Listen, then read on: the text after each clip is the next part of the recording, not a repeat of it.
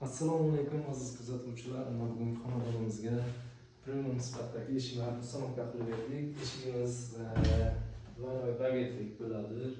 3D naqshga ishlatganmiz. Arqa oldin chiroyli qilib stanovka qilib berdik. Xudo xolasa yaxshi kunlarga, to'ylarga xizmat qilsin. Mana eshiklarni stanovka qilib tugatdik.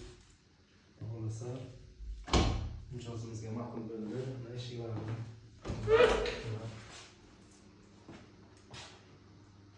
kimga shunaqa ishonchli xizmatlar kerak bo'ladigan bo'lsa, bemalol murojaat qilishlaringiz mumkin.